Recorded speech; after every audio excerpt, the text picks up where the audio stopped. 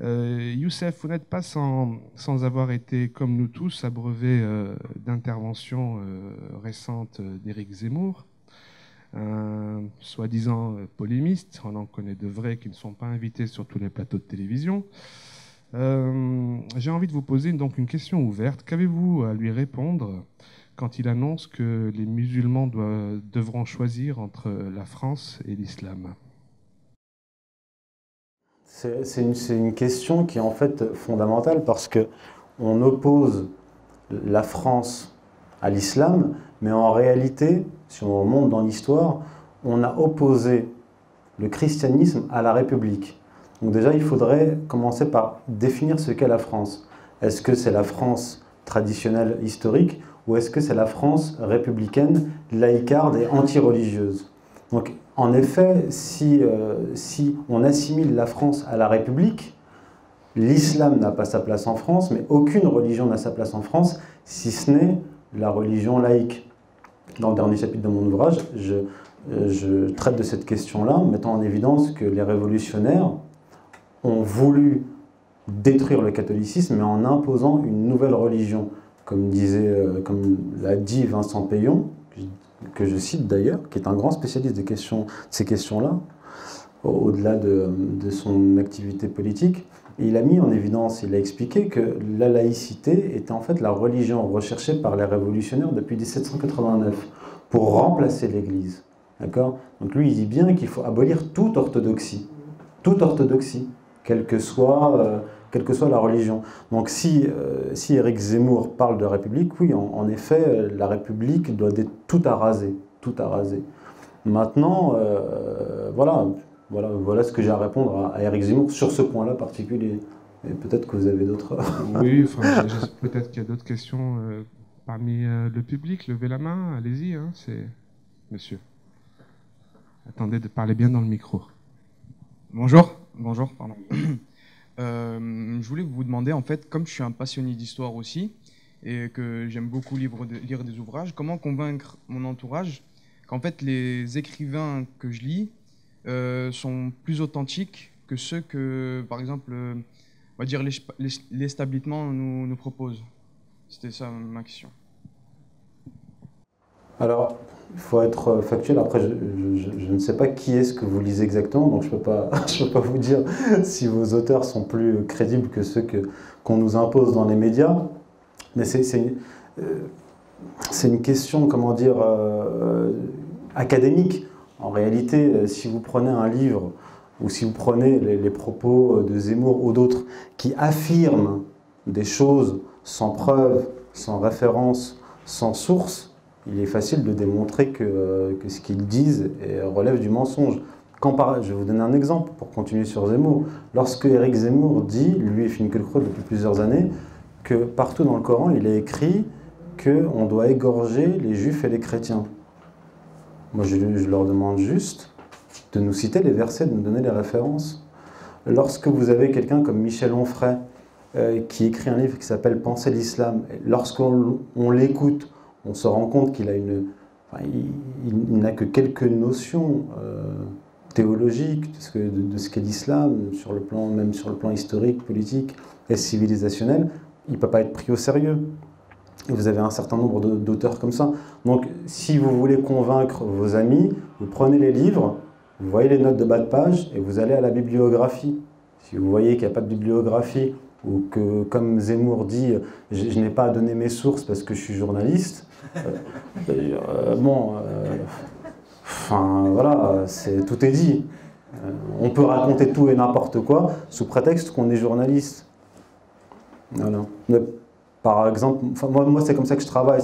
Cet ouvrage-là, qui est un ouvrage grand public, contrairement, même si le premier est assez facile d'accès, ce livre-là contient 278 notes de bas de page, pour 200 pages seulement. Tout ce que j'avance est référencé. On ne peut pas écrire des livres et raconter n'importe quoi, tout ce qui nous passe par la tête. Et ces gens-là qui mentent et éhontément, ils savent qu'ils mentent.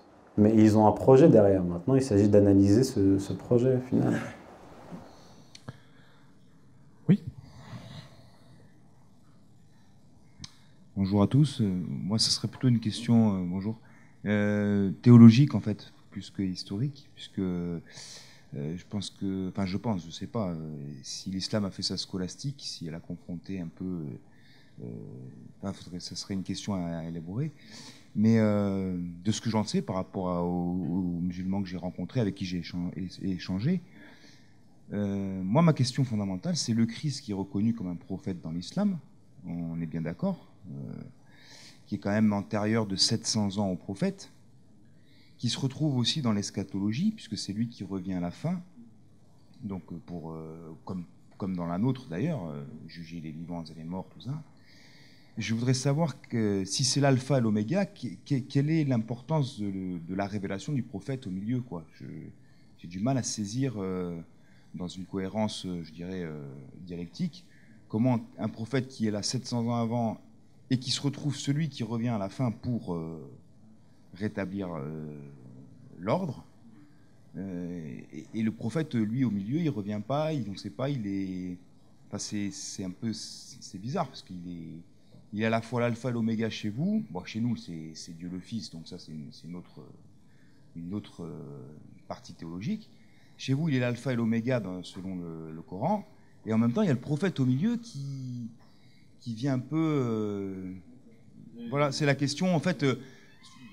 peut-être que ni toi, ni moi, ni personne ne pourrait, il faudrait se réunir à... Mais je veux dire, voilà, c'est une question voilà, de scolastique fondamentale.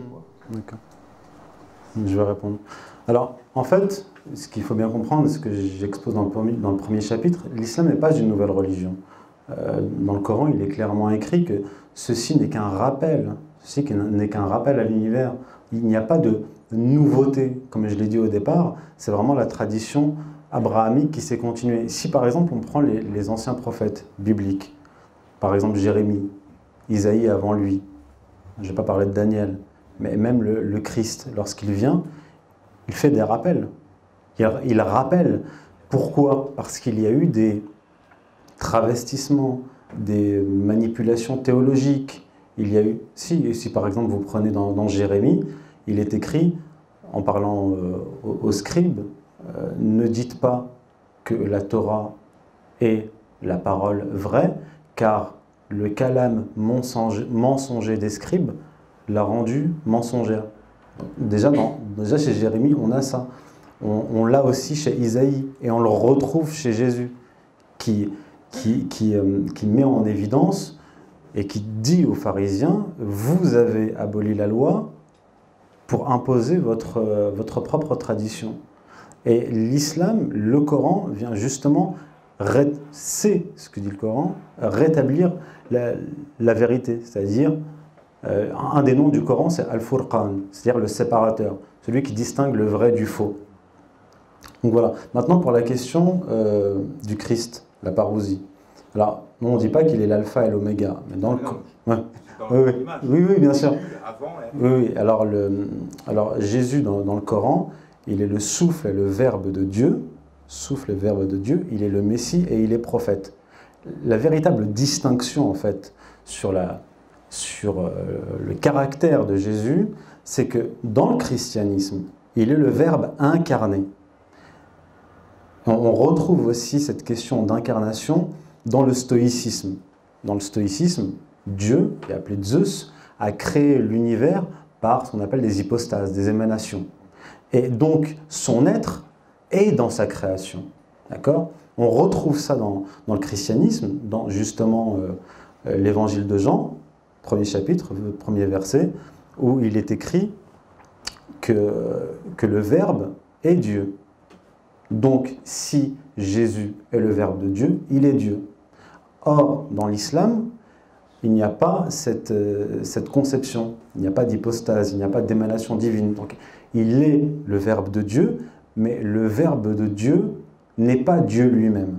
Donc, il y a une véritable distinction entre Dieu et son Verbe. Voilà. Et il est aussi écrit dans le Coran que Jésus est le signe des signes de l'heure. C'est-à-dire qu'il est l'ultime signe avant la fin du monde. Et il est donc sa venue va ponctuer, en fait est un point de ponctuation à toute l'histoire. Il est attendu en islam, dans l'eschatologie musulmane. Alors, il n'a pas tout à fait le même rôle que dans le christianisme, parce que dans le christianisme, il y a cette notion de Pantocrator, comme les chrétiens croient que Jésus est Dieu lui-même, lorsqu'il reviendra sur terre, son pouvoir sera en fait de caractère divin. Dans l'islam, il n'y a pas, bien sûr, il n'y a pas cette notion-là, mais il y a une autre notion qui est assez proche, c'est celle du règne de Jésus sur toute la terre. Ça existe en islam. En tout cas, il y a un hadith qui parle de cela. Voilà, j'espère avoir répondu à votre question. C'est juste le prophète au milieu. Le prophète joue le même rôle. Enfin, déjà, il est le sceau des prophètes. Alors, je vais vous citer un hadith pour que vous puissiez comprendre. Le prophète parle à ses compagnons et il leur dit « Je vais vous expliquer mon rôle, en gros, son rôle et sa situation dans la tradition prophétique. » Il dit « Imaginez une maison construite, ornée, belle, mais à un angle, il manque une pierre. Et il dit, certes, je suis cette pierre, certes, je suis le sceau des prophètes. » Voilà comment on considère le prophète. D'autres questions? Oui.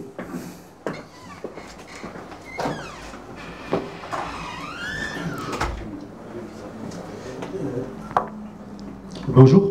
Bonjour. Déjà, merci pour ce que vous faites. Merci. C'est un honneur de vous voir. Merci, c'est gentil. Et je voulais juste répondre à sa question par rapport au prophète Mahomet, Mohammed, dans la Torah, et dans les chants de Salomon. Chapitre 5, verset 16. On parle de sa venue. Non, chapitre 16, verset 16. Non, oui, chapitre 5, verset 16, c'est ça. Cantique des cantiques. Voilà, tout à fait. On parle de sa venue. Et après, il faut avoir l'oreille fine, parce que quand on chante, on entend Mohammed d'ennemi.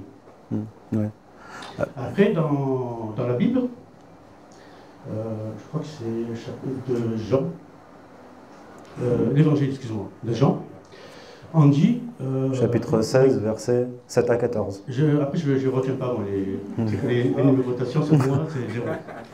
Il y a Jean qui dit que Jésus parle à ses adeptes, À ses apôtres. Il leur dit, je dois partir pour qu'il vienne. Parce que si je ne pars pas, il ne viendra pas. Et au départ, dans les écrits, il donne son nom. Et, je vois où Ahmed, vous voulez en venir. Ahmed ou Mamed. Je vois où vous voulez en venir. Mais Et dans les siècles ont passé, la Bible a été réécrite, je crois, 14 fois, 15 fois, et on a remplacé son nom par le Paraclet. Et c'est ce qui a fait l'erreur, je pense, chez les chrétiens.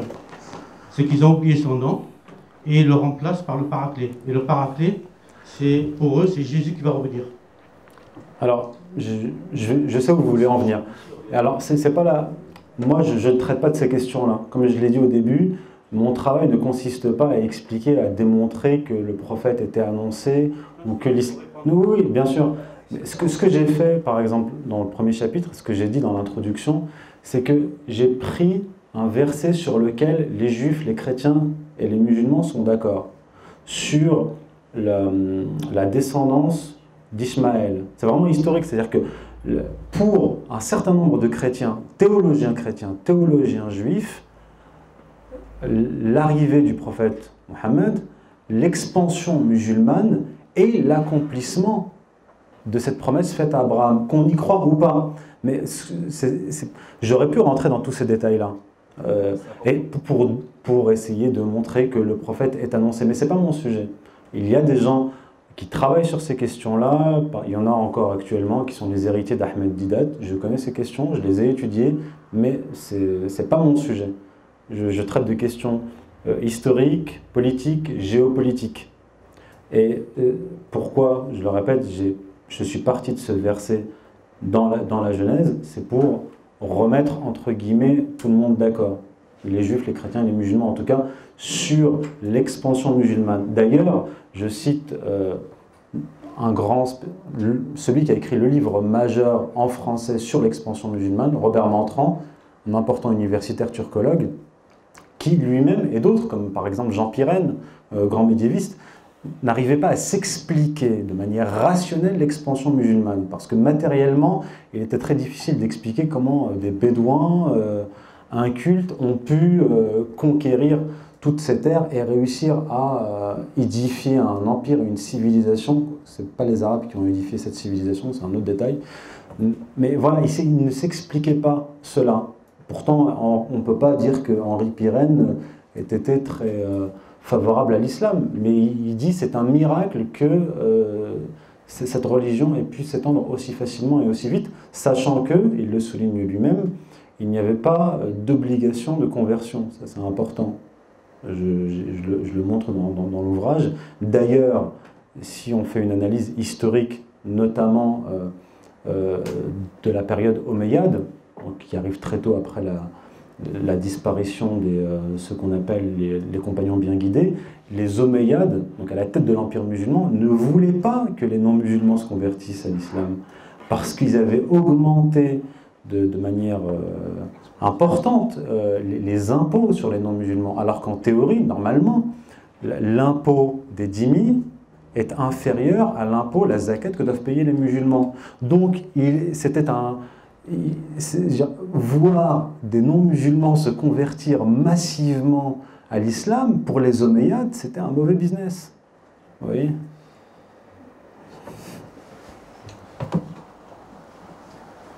Bonjour. Bonjour.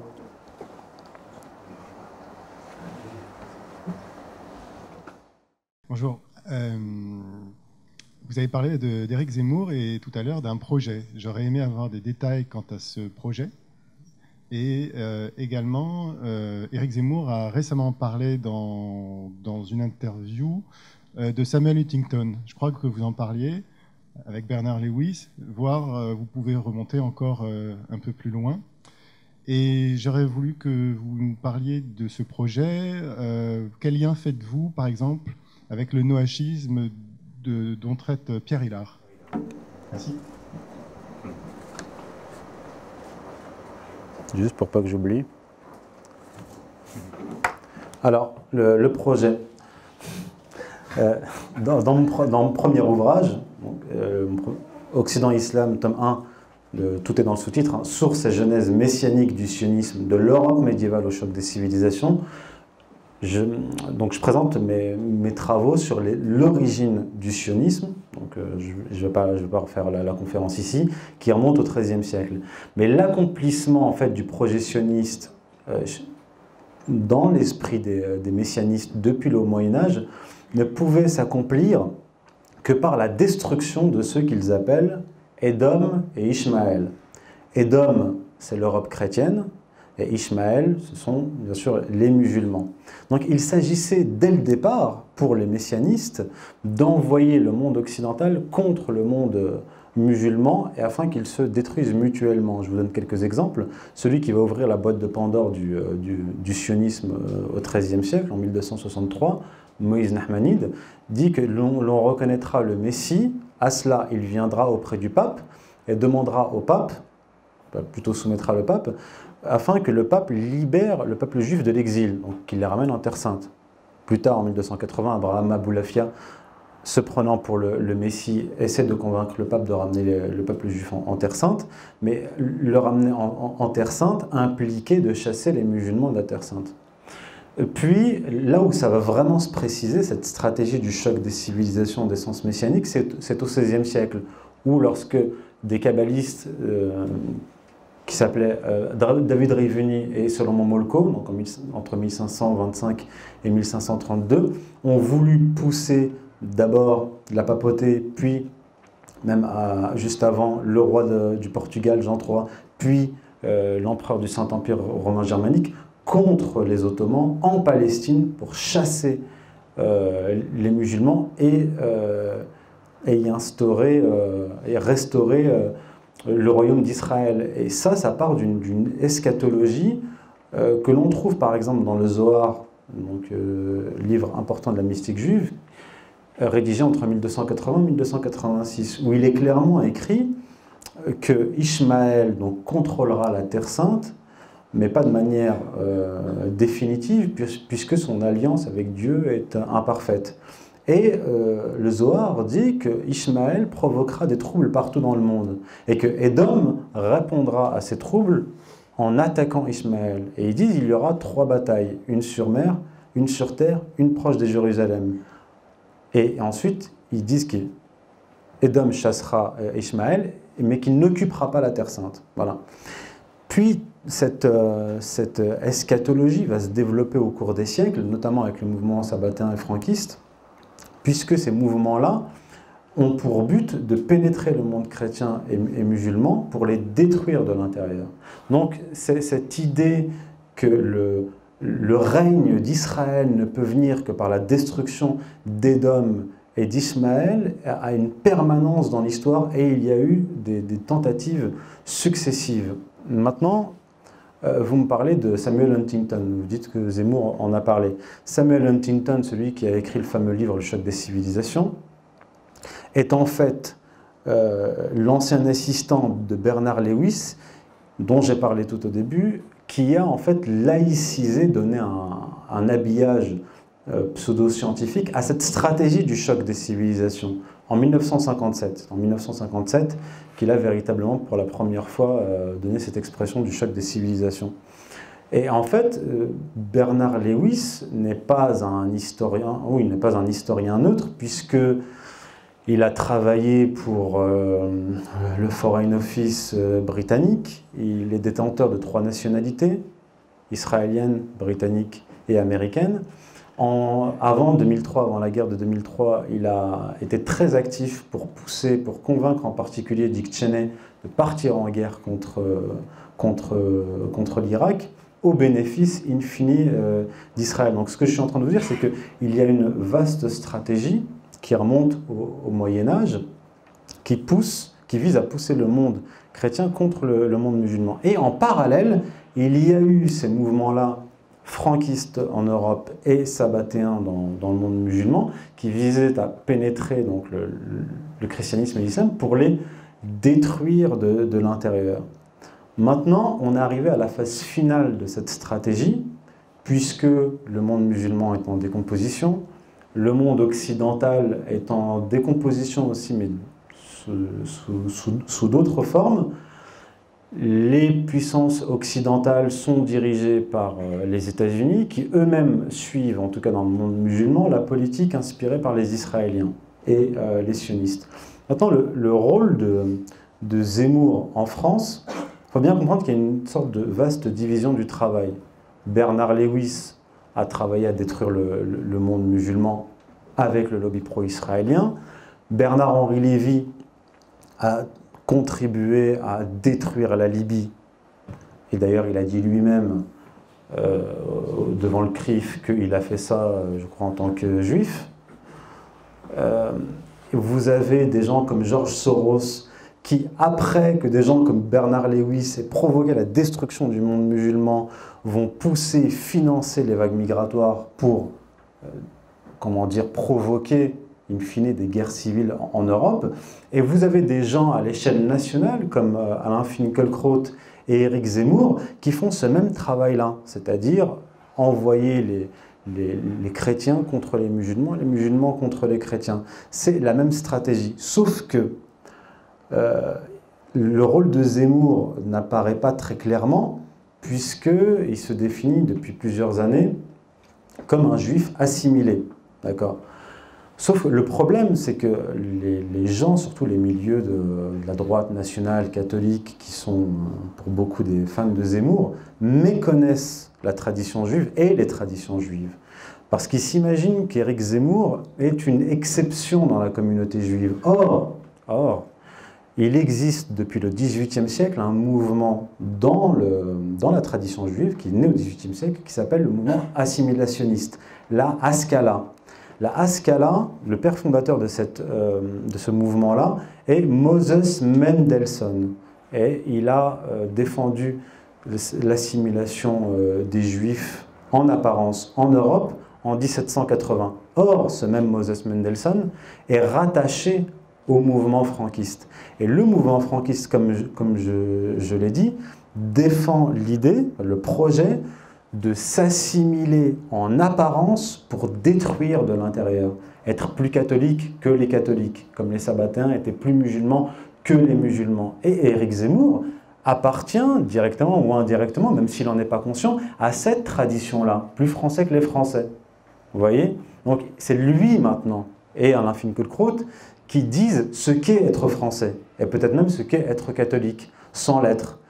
Ça a permis à Éric Zemmour, surtout, de manière plus subtile qu'Alain Finkielkraut, d'influencer une bonne partie de la droite nationale des milieux catholiques pour les ramener dans ce qu'appellent les psychosociologues le piège abscon. C'est-à-dire que Zemmour, durant des années, défendait l'assimilationnisme, expliquait ce que c'était qu'être français, mais sans jamais parler d'Israël, sans jamais défendre le sionisme. Pour avoir la confiance justement de ces catholiques, des gens de ces milieux-là. Et une fois qu'il a acquis cette confiance, une fois qu'il est devenu un leader d'opinion dans ces milieux-là, in fine, qu'est-ce qu'il nous dit? Il nous dit qu'en réalité, c'est Israël, donc les militaires israéliens, qui vont permettre à l'armée française, grâce à leur expérience à Gaza, de nettoyer les banlieues. Donc en fait, qu'est-ce que ça veut dire? Ça veut dire que Éric Zemmour a ramené jusqu'au bout de ce piège abscon tous ces milieux-là, catholiques, droite nationale, etc., pour valider la politique israélienne. Comme, en fait, il a le même discours au final que Benjamin Netanyahou, qui dit l'an prochain, vous aurez des attentats. En gros, si vous ne ralliez pas Israël, si vous ne suivez pas l'exemple d'Israël, vous serez détruits. Donc Éric Zemmour est en train d'expliquer aux Français que s'ils ne suivent pas la politique israélienne, c'est-à-dire en fait bombarder des populations civiles, massacrer des femmes et des enfants, eh bien vous serez détruits. Vous voyez? La stratégie du choc des civilisations se fait à plusieurs échelles et à plusieurs niveaux. Et chacun joue sa partition. Voilà, j'espère avoir été clair.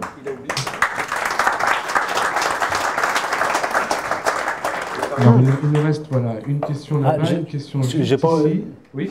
Le noachisme. Oui, sur le noachisme. Alors, allez-y, je vous en prie. Oui, alors,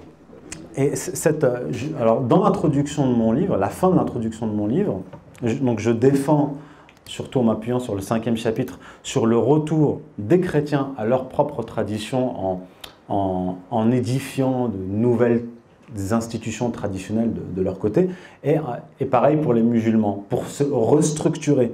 Ce n'est pas pour le plaisir de revenir à des théocraties, c'est une question fondamentale, anthropologique, juridique et politique. Et je termine donc l'introduction en expliquant, donc en citant un grand rabbin représentant de la communauté ashkénaze israélienne au Congrès international des religions, dont parle beaucoup Pierre Hillard d'ailleurs, que je salue au passage. Et en fait, ce que j'explique, c'est que cette stratégie du choc des civilisations, si elle arrive à son terme, c'est-à-dire notre destruction mutuelle, à Édom et à Ishmaël, certains viendront, comme ce rabbin, qui nous dit « Je rêve d'une institution qui réunirait les représentants de toutes les religions, c'est-à-dire un ONU des religions, pour faire une sorte de syncrétisme, mais en fait un syncrétisme destructeur des religions, sous l'égide de cette organisation et certainement sous l'égide de ces rabbins. C'est-à-dire qu'on nous dira plus jamais ça, vous avez déjà entendu ça quelque part, plus jamais ça, les guerres de religion n'ont plus leur place à l'époque moderne, progressiste, etc. Nous devons donc créer une institution pour la paix de réunion des religions avec, je ne sais pas au hasard, comme capitale Jérusalem. Oui, pour l'institution, oui, mais in fine, Jérusalem. La ville de la paix, en fait. Comme l'a dit Attali. Voilà, exactement. Voilà. Alors, on a une question juste ici et une ou des questions encore là. Avant ça, en 2 minutes peut-être la réponse. Vous avez été empêché d'intervenir à 2 reprises au cours de ces derniers mois. Une surtout. Voilà, peut-être que vous pourrez nous expliquer les différences entre les deux. Ouais, hein. ouais. Ça a été une Ouais. discussion très intéressante hier soir. Vous prenez du galon en tant que poil à gratter du système. Voilà. Bon, vous avez beaucoup, d'ailleurs, vous êtes relayé sur Égalité et Réconciliation. Vous avez eu près d'Alain Escada également.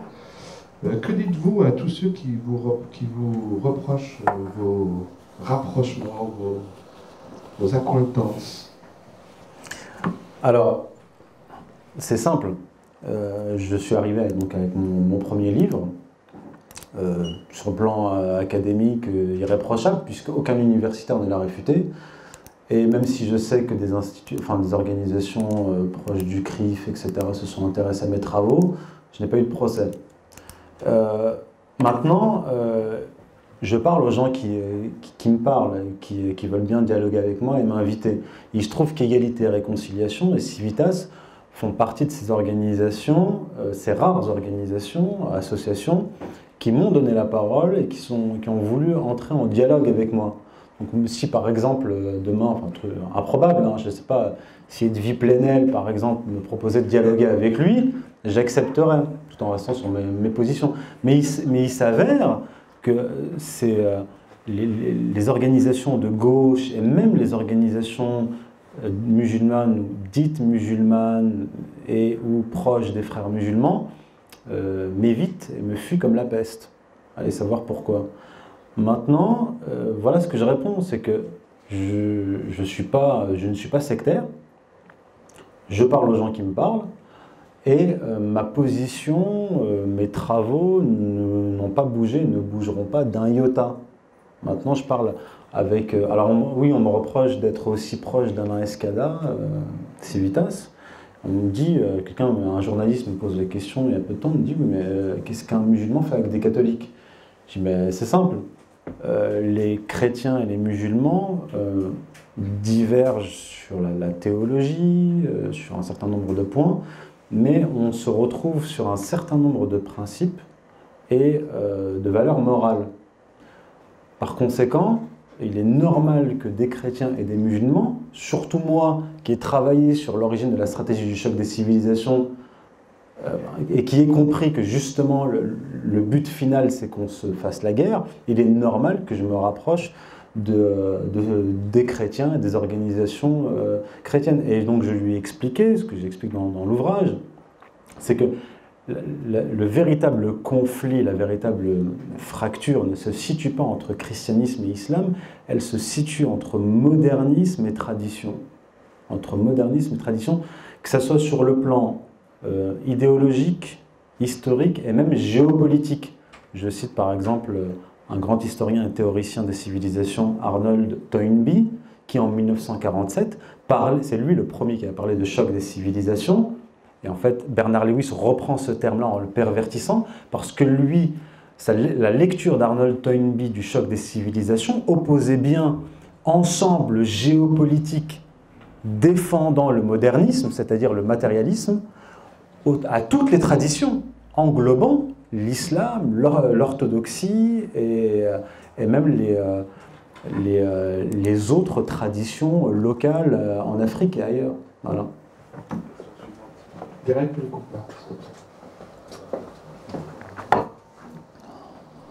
Oui, bonjour, je me présente, Alexis Perrottet, 43 ans, français de base.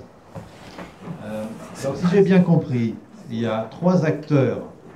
Il y a la chrétienté, qui est un patriarcat, qui porte des valeurs, une sagesse.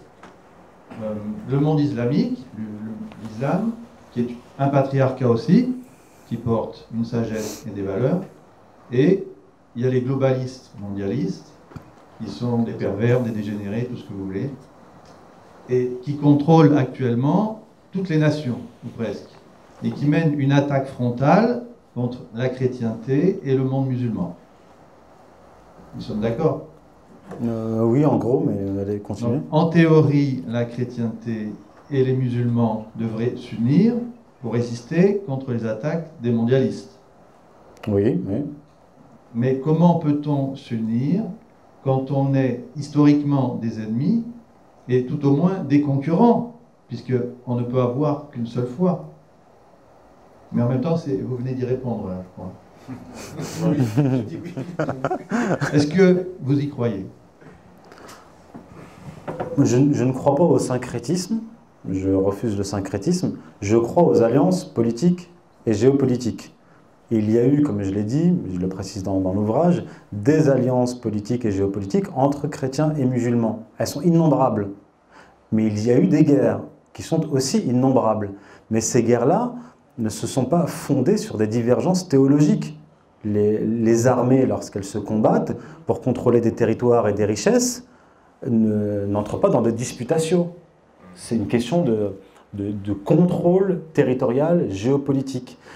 Certes, il y a eu, depuis le Haut-Moyen-Âge, dans le monde chrétien européen, une crainte, pas tant militaire, mais surtout la crainte de voir cet empire, cette civilisation en plein essor, se développer et envahir l'Europe.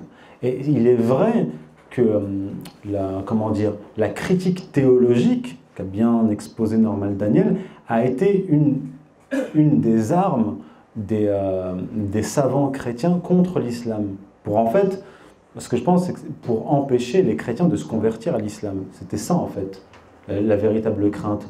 Or, ça n'a pas eu d'effet, ça n'a pas empêché des chrétiens de se convertir à l'islam, ça n'a pas été massif, parce que de toute façon, les musulmans n'ont jamais véritablement cherché à convertir les chrétiens. Donc je pense que, comme je l'ai dit, il faut faire des distinctions et des catégories.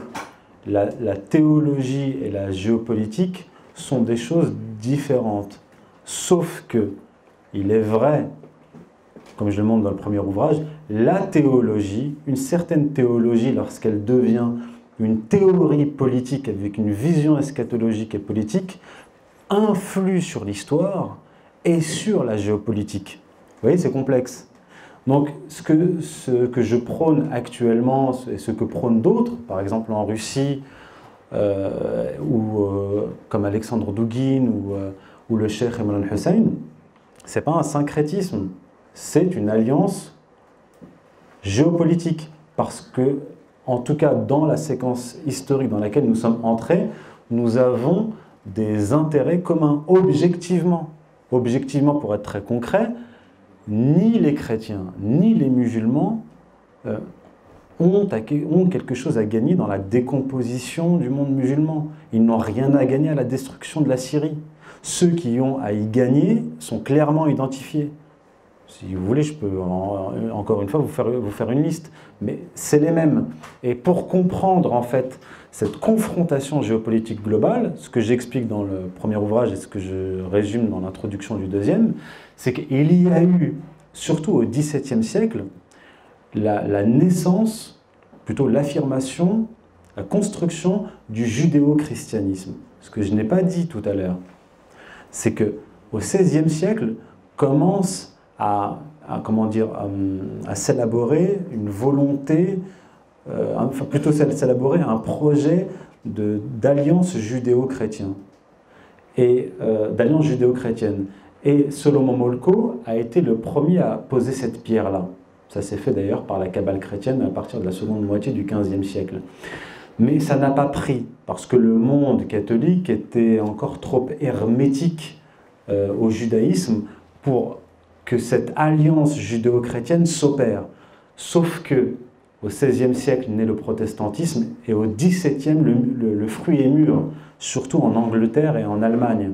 Et à partir de là, le rabbin kabbaliste Menasseh ben Israël va avoir un terreau fertile parce qu'il y a eu le retour de certains chrétiens, des protestants, à l'Ancien Testament pour établir cette alliance judéo-chrétienne. Elle s'est faite de manière politique et très concrètement. C'est Menasseh ben Israël qui, après la révolution d'Oliver Cromwell, va permettre aux commerçants et aux banquiers juifs d'Amsterdam de s'installer, de revenir en Angleterre, dont ils avaient été chassés en 1290.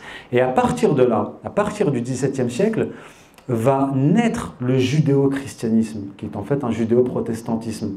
Donc, le messianisme juif va pouvoir s'épanouir dans l'empire britannique naissant, via notamment le système bancaire. Et avec les États-Unis, là, on va avoir une hégémonie financière et idéologique qui va s'appuyer sur la force militaire, déjà avec l'Empire britannique. Et donc va naître un ensemble géopolitique idéologique judéo-protestant qui va, lors de la Première et la Seconde Guerre mondiale, terminer d'absorber le monde catholique, gréco-latin et germanique, avec l'OTAN et l'Union européenne. Donc, ce monde judéo-chrétien, ce judéo-christianisme dont Éric Zemmour, Alain Finkielkraut, etc. sont les représentants, est la résultante historique de cette pénétration messianiste dans le monde chrétien. Donc, pour conclure, nous, chrétiens et musulmans, je ne parle pas des judéo-chrétiens, je parle des chrétiens, catholiques, orthodoxes par ailleurs, et les musulmans n'ont strictement rien à gagner dans ce projet qui est vétérotestamentaire et messianiste. Vous voyez ? J'espère avoir été clair. On en est à 1h30 d'intervention. Si on veut laisser un petit peu de temps pour les dédicaces, j'ai une question ici au second rang, une deuxième là-bas et peut-être une dernière là avant de conclure.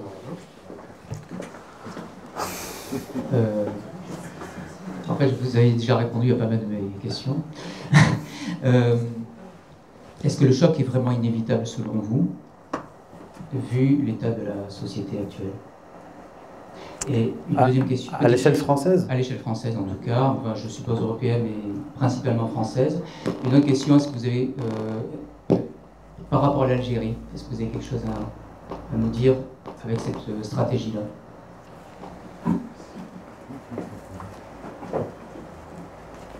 Alors, je suis pas particulièrement optimiste pour la France.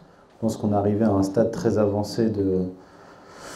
Enfin, il y a une tension qui est maintenant palpable. Et bon, comment ça pourrait se terminer? Alors, je ne pense pas qu'il y aura une guerre civile généralisée. Je pense qu'il peut y avoir des affrontements avec des provocations localisées, peut-être même un petit peu partout en France. Mais là où je serais plutôt optimiste, si on s'appuie par exemple sur les travaux du démographe, anthropologue et historien Emmanuel Todd, qui est défaillant ces dernières années, mais qui a quand même produit un travail conséquent, ce qu'il expliquait dans un de ses ouvrages, c'est que déjà il se posait la question en 2008 dans un de ses ouvrages, conflit ethno-racial ou lutte des classes. Et ce qu'il expliquait, c'était que la spécialité française, ce n'est pas la lutte raciale, c'est plutôt la lutte des classes. Même si, bien sûr, il y a eu et il peut y avoir des luttes interethniques, étant donné la masse de population, en pluriel, population étrangère dans l'Hexagone. C'est un moyen qu'utilisent des gens comme Georges Soros et d'autres pour provoquer des troubles. Donc, il y a deux solutions. Alors, ça peut être l'un dans l'autre, c'est-à-dire qu'il peut y avoir des conflits ethniques et surajouter à des conflits de classe. Quand je dis conflit de classe, je ne suis pas véritablement dans une lecture marxiste, mais je dirais plutôt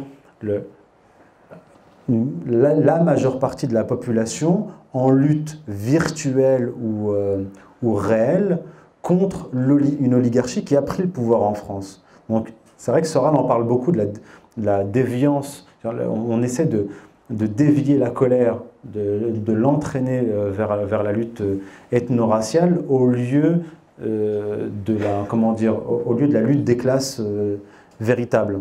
Donc il peut y avoir ce double mouvement, lutte interraciale et lutte des classes. Maintenant, je ne vais pas me lancer dans un exercice prospectiviste, mais comme l'explique Emmanuel Todd, la structure familiale française, l'histoire française tend plus vers la lutte contre les inégalités plutôt que la lutte interraciale et ethno-confessionnelle. Un des espoirs dont vous nous parliez lors de la précédente conférence, c'était le déplacement du Paris-Centre français vers l'Est, plutôt que vers le côté atlantiste tel qu'il est actuellement. Alors, ça serait dans la perspective d'un bouleversement politique, ce qui implique la chute des dirigeants actuels et l'arrivée au pouvoir de gens qui ont une vision, je dirais pas pro-russe, mais simplement objective concernant les intérêts de la France. L'intérêt de la France et même de l'Allemagne, c'est de se tourner vers l'Est pour des questions politiques, géopolitiques, économiques, car il y a compatibilité économique entre la France et la Russie, entre l'Allemagne et la Russie. Or, il n'y en a pas avec les États-Unis, qui sont entrés dans un système de prédation financière. Donc il y a cet espoir-là, mais pour l'instant, cet espoir-là ne peut être réel, se concrétiser, qu'après un bouleversement politique majeur. Or, je pense plutôt on est entré dans une séquence historique de décomposition globale, y compris de décomposition du système politique. Peu importe les réformes qu'ils peuvent faire, les changements dans les modifications constitutionnelles, le système va imploser tôt ou tard. Maintenant, la question de savoir qu'est-ce qui va se passer par la suite, qui aura quoi à proposer en cas d'implosion du système. C'est pour ça que je dis souvent en privé, avec d'autres avec qui je travaille, qu'il faut déjà, dès maintenant, anticiper, faire de la prospective pour que lorsque cette chute arrivera, cet effondrement arrivera, qu'il y ait déjà un projet à ce moment-là.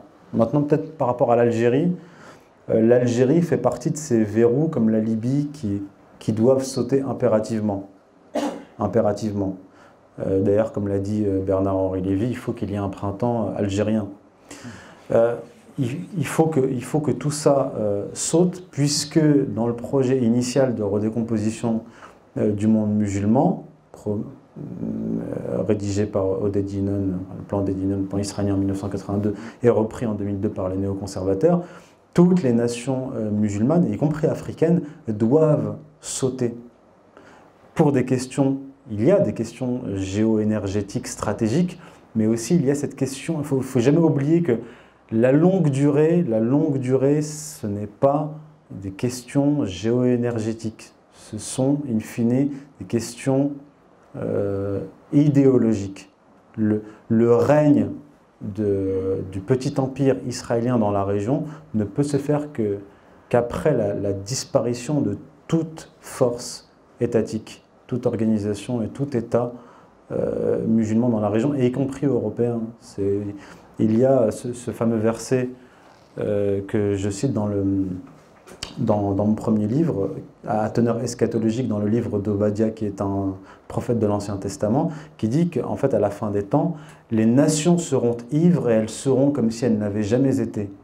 Si on voulait résumer le projet messianiste final par un verset, ce serait celui-là. Une avant-dernière question au fond, et puis je reviens au début de l'assistance.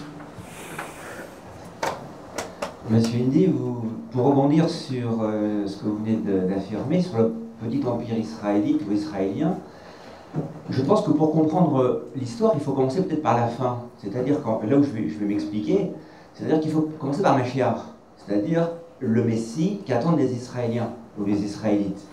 Si on a compris que le bout du bout, l'objectif étant l'avènement de Mashiach sur la terre, qui est en quelque sorte un antichrist, puisque le mot Christ veut dire Messie, il faut bien qu'il vienne sur la terre un anti-Messie, donc le Mashiach, le Messie israélite. Tout le projet messianiste consisterait à préparer la venue de Mashiach dans ce petit empire israélien qui sera étendu à la terre entière. Donc en fait, le projet messianique et le projet de volonté de domination totale, tout concourt à la venue de Mashiach pour pouvoir justement asservir les nations et les soumettre à une nouvelle religion. Il faut brancher le câble.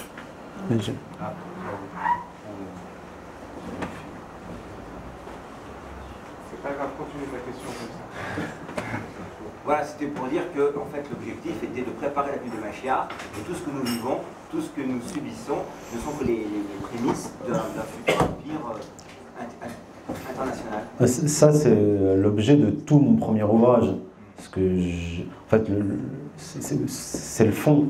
C'est le fond de l'histoire. C'est-à-dire que ce que je montre dans le premier ouvrage, c'est que tout ce qui est en train de se passer, toutes les tentatives depuis le Moyen-Âge de destruction du monde musulman, chrétien, de guerre programmée, etc., c'est pour hâter la venue du Messie.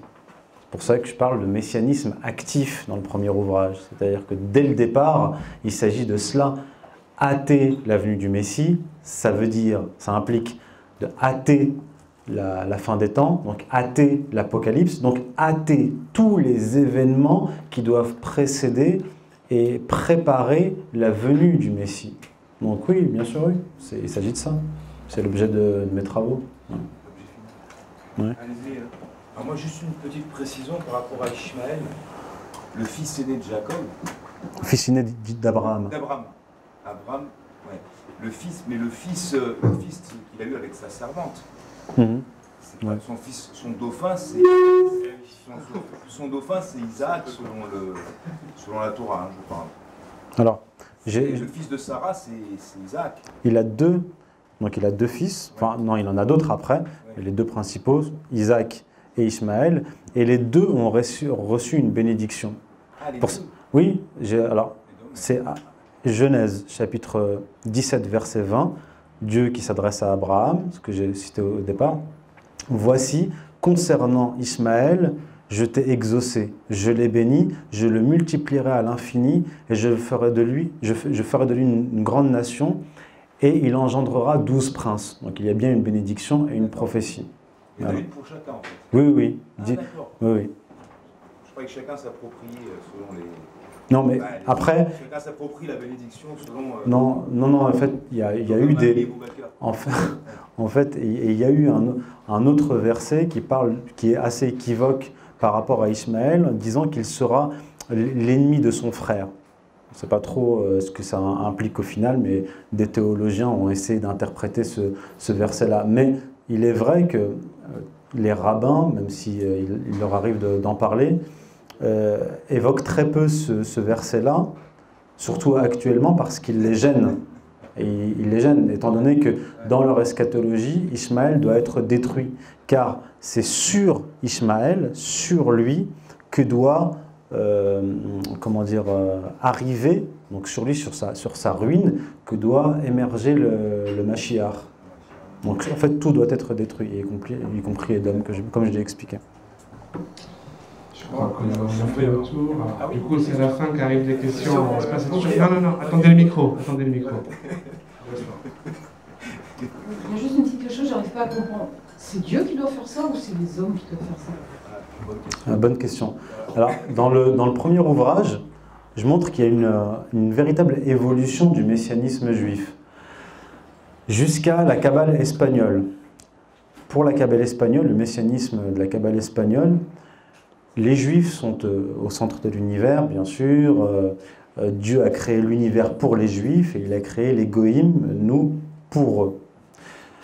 Et en fait, ils ne sont pas acteurs dans la Kabbale espagnole. Ils doivent attendre, à la limite, ils peuvent augmenter les actes de piété, comme le disait Nahmanide, pour hâter la venue du Messie, mais pas plus. Mais peu à peu, même dans la Kabbale espagnole, il va commencer à y avoir des traités kabbalistiques qui vont inviter à une action politique pour hâter la venue du Messie. Action politique, enfin, surtout revenir en Terre Sainte pour hâter sa venue. Et là où véritablement il y a une modification théologico-historique, pour ne pas dire, comme je l'ai écrit, cosmo-historique, c'est avec Isaac Luria, le grand rabbin kabbaliste du XVIe siècle, qui lui, donc né en 1534, lui, il explique que en fait, on n'attend plus le Messie et on n'attend pas d'action divine, parce que dans la Kabbale espagnole, il devait y avoir une action divine ponctuelle pour entraîner la rédemption. Or, Isaac Luria dit lui, non, pas d'action divine, pas d'attente du Messie. Il dit que le peuple juif non seulement est le cœur est au centre de l'univers, mais il est le principal moteur de l'histoire. C'est le peuple juif qui doit hâter la venue du Messie en allant en Terre Sainte pour rétablir le flux divin qui existait entre lui et Dieu en Terre Sainte et ainsi réparer le cosmos. Voilà. Donc, il y a cette théorie de l'action politique va véritablement s'accentuer et se radicaliser sous toutes ses formes avec Isaac Luria au XVIe siècle. Et il faut comprendre que dans la Kabbale, qui va en fait devenir l'orthodoxie juive à la fin du Moyen-Âge, il y a des révélations successives. Donc on pourrait, nous, enfin de manière rationnelle, on pourrait se dire, mais Isaac Luria contredit les rabbins, le Talmud, il contredit les kabbalistes espagnols, et les kabbalistes vous répondront non, étant donné qu'il y a une progression historique avec une révélation des secrets. Ce qu'on ne savait pas hier a été révélé aujourd'hui grâce à ce rabbin. Vous voyez comment il progresse? Voilà. Bien. Je crois qu'on peut conclure là-dessus. Voilà. Bien, parce que ça fait déjà 2 heures. Et je vous invite véritablement à vous procurer ce livre. On vous a dit qu'il est devenu difficile de se le procurer depuis qu'il est en rupture. Sachez qu'effectivement, il est extrêmement documenté, beaucoup de notes de bas de page. Un gros travail, monsieur Indy. Merci. Félicitations. Et sachez que vous verrez des vidéos de cette intervention sur le site cultpop.fr ainsi que notre programme de l'année. Je crois qu'on a tout dit. Je vous invite aux séances de dédicace. J'espère que ça vous a plu. Bienvenue aux nouveaux qui nous ont rejoints. À très très vite. Merci beaucoup.